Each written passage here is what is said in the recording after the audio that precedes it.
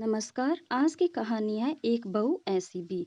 माँ जी, ये 5,000 रुपये आप अपने पास रखिए। और यह बोलते हुए बहू ने सास को 5,000 रुपये दिए और बहू अपने ऑफिस के लिए निकल गई। सास का एकदम से गला भर आया। भरे गले से बोली, बेटी, मुझे इतने पैसे का क्या काम है। माँ जी, 1 महीना हुआ है हमें इस नए घर में आए। मैं रोज देख रही हूँ आपको कितनी चीजों के लिए पैसे लगते हैं। आप सब्जी लेती हो, फल लेती हो, काम वाली भी कभी आपसे पैसे मांगती है। आप रोज सामने वाले गार्डन में घूमने जाती हो। आपका कुछ खाने का मन हुआ या कुछ खरीदने का मन हुआ तो आप ये 5,000 रुपये अपने पास रखिए। सास चेहरे पे मुस्कुराहट लाते हुए बोली, पेंशन के पैसे रहते हैं मेरे पास। इस पर बहू बोली, माँ जी, आप गार्डन में जाती है, वहाँ आप फ्रेंड्स बनाएं, कभी मन हुआ तो पिक्चर देखने जाएं, पार्टी दो, पार्टी करो, अपनी जिंदगी खुलकर जियो। माँ जी, इन्होंने मुझे बताया कि आपने बहुत मुश्किलें उठाई हैं, इस घर को संभाला है। बड़े भैया अपने घर में खुश हैं, दीदी अपने ससुराल में खुश हैं, हम भी खुश हैं। अब आप किसी की कोई भी चिंता किए बगैर खुश रहें, सिर्फ अपने लिए जियो, जो आपके मन में आए वो करो। मैं जानती हूँ आपने अपनी कितनी मुश्किलें उठाई हैं इस परिवार को संभालने के लिए। इस घर को बनाने में भी आपकी कई इच्छाओं का गला घोंटा गया। बस जो हुआ सो हुआ।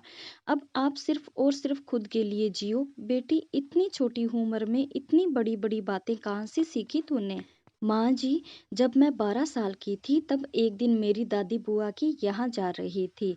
मेरी माँ ने दादी को 500 रुपये उनके हाथ पर रखे और बोली, वहाँ बच्चों को बाहर ले जाना, नानी की तरफ से कुछ खाने पीने पे खर्च करना, खिलौने लेकर देना। दादी मम्मी के गले लगकर रोने लग गई और मैंने इतने पैसे आज तक कभी भी नहीं दिल खोलकर खर्च किए ही नहीं, ऐसा बोलने लगी। तब से मम्मी और दादी का व्यवहार आपस में अच्छी सहेलियों जैसा था।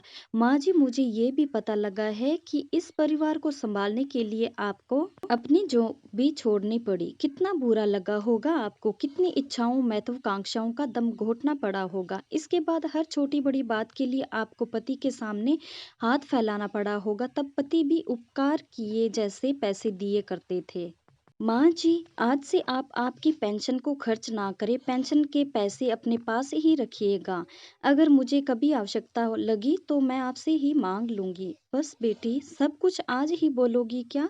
तुझे ऑफिस के लिए देर हो रही है, जल्दी जा। मुझे बोलने दो माँ, यह भी मैं अपनी खुशी के लिए ही कर रही हूँ। मेरी माँ हमेशा कहती है कि 17-18 घंटे घर में काम करने वाली महिला को कोई समझता ही नहीं है। लेकिन तुम अपनी सास की मेहनत को ध्यान में रखना, प्यार बोगी तो प्यार ही उगेगा। सास ने डबडबाई आंख से बहू को गले लगाया और आंखों से ओझल न हो तब तक दरवाजे पे खड़ी रही। बहू के आने पर मैं इस घर की चार दीवारी में बंद के रह जाऊंगी, ऐसा सोचा था। पर बेटी, तूने तो दरवाजा खोलकर मुझे बाहर का आसमान ही दिखा दिया। दोस्तों, किसी की बेटी हमारे घर की बहू है और हमारी बेटी किसी घर की बहू है। हमारी बेटी के पास वही लौट कर जाने वाला है जो व्यवहार हम अपनी बहू के साथ करेंगे। मैं आशा करती हूँ कि आपको मेरी कहानियाँ पसंद आ रही होगी। अगर आपको मेरी कहानियाँ पसंद आई तो प्लीज़ लाइक, शेयर और सब्सक्राइब जरूर कीजिएगा। धन्यवाद।